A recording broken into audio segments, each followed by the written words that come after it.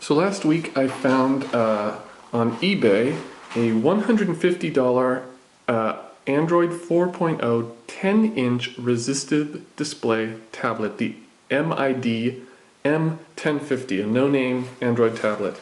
And here it is. It came the other day. Comes with a nice little case. And let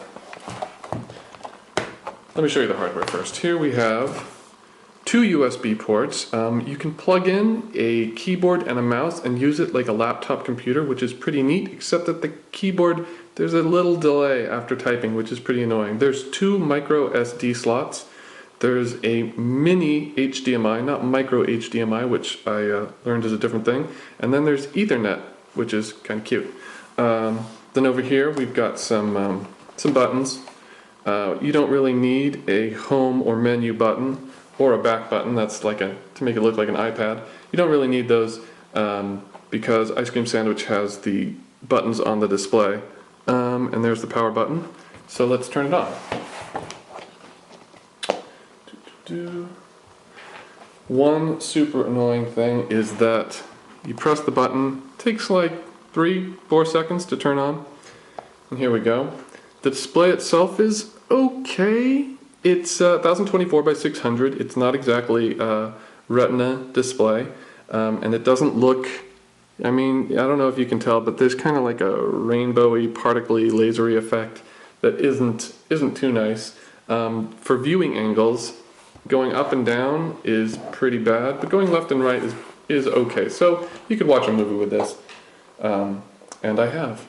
And oh, this is annoying.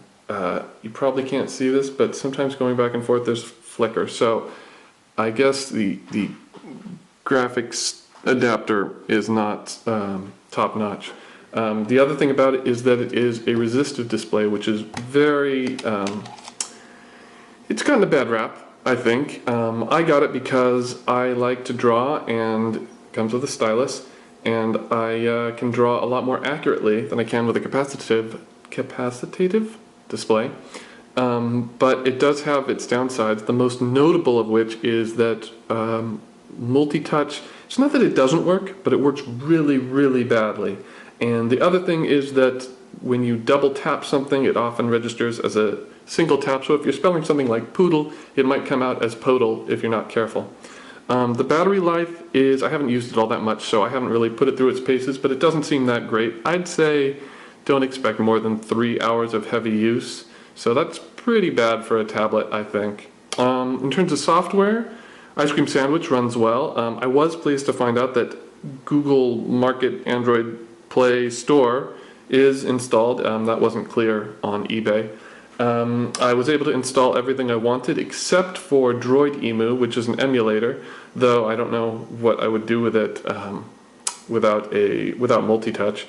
And Evernote, which I use a lot, so hopefully they'll update that. The storage on here is pretty confusing. It seems to be partitioned into two partitions, a small one for like apps and the OS, and a larger one for data, which is referred to as SD, but doesn't have anything to do with the SD slots over here.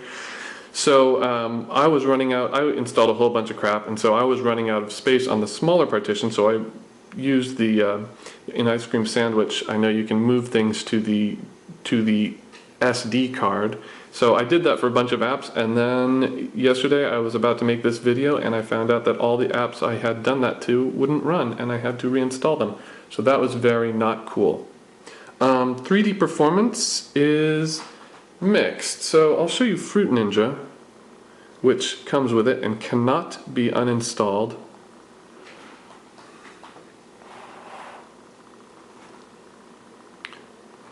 No one likes Faint.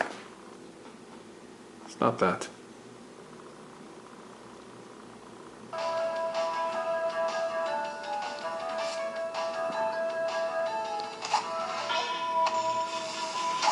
Right? Not bad. Not bad at all. Keeping in mind this is $150. On the other hand, I did put Google Earth on here yesterday, and it is pretty bad. So 3D performance, is mixed. Okay, one thing I got this for was to read comics on it. I put a comic on here, a free one I found on the internet. Misery Depot. I don't know if it's any good, but I do like... Doesn't that look nice? That looks pretty good. I'm pretty happy about that, and it's pretty smooth going from page to page. Oh, zombies. Okay. Let's see, what else did I want to show? PDFs are the same way. Oh, so I wanted to do drawing on this. I wanted to become a draw something god, even though in the past week draw something has become really uncool. So let me show you drawing. Now the screen's not responding. No, I don't want a quick tour. Come on. There's quite a delay, but I also get the accuracy that I'm after. So I'm not displeased with it.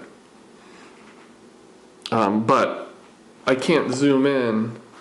Watch what happens. Oh, I can zoom in sometimes, but more often it just doesn't work.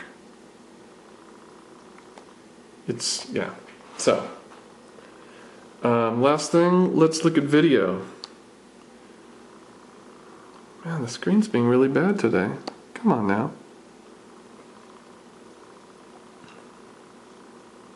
I have been pleased with video playback. And I used the mini HDMI cable, the mini HDMI port with a cable I had lying around, and yeah, it works really well on outputting to a TV, so I wouldn't have any hesitation using this to watch Netflix on. Sound is, let's go to a louder part.